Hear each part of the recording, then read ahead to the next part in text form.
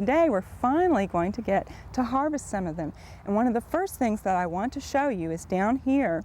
I've already harvested some of these, and it's some of our Bright Lights Swiss chard. And we're actually harvesting the outer leaves because they're ready to go. And I just wanted to show you just how bright the Bright Lights really is. We've got some beautiful colors of pink, a little bit of orange here, yellow, and white.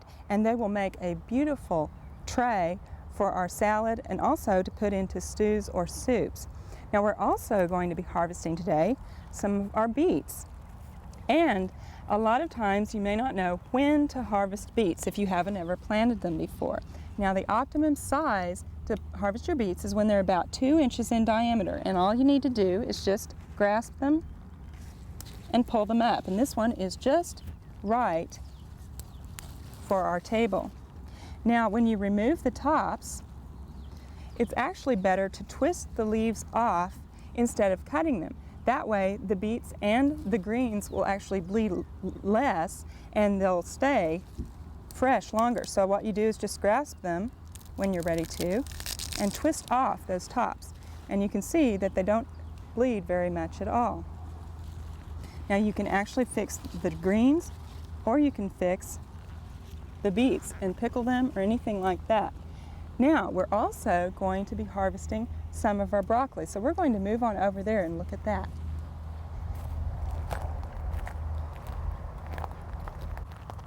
Well, our broccoli, being a cool season crop, is definitely ready to harvest. In fact, we have some heads that are past their prime, and I'm going to show you that today so that you'll know when to harvest your own broccoli.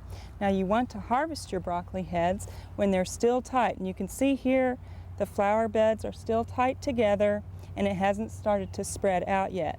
Now don't try to let it get bigger because what will happen is they'll start trying to bloom and spread out. So you want to watch your broccoli very closely about this time. And usually the heads are anywhere from 4 to maybe even 8 inches across, but you can kind of tell what the standard is on the broccoli that you've cut. Now back here I'm going to show you one that we left a little bit long, and you can really tell that it is past its prime. It's starting to bloom and the buds have opened up. And so this broccoli isn't good. However, this one is just right, and we're going to go ahead and harvest it. Now when you harvest your broccoli, one of the hardest things will be to find a sharp knife to cut it off. And you're going to want to cut it off about 6 to 8 inches below the top of the head, right about in here. And you'll want to cut it above where you see these little buds on the side, because those can actually go ahead and develop for you. So I've got one back here in the back. I'm just going to carefully harvest this. And we've got a nice head of broccoli to use in our dish later on. Now, I was talking about those little side shoots. Now these will actually go ahead and develop. Now they won't be as big as your original head in the middle. However, you can get little trees off the side by letting this grow for a while.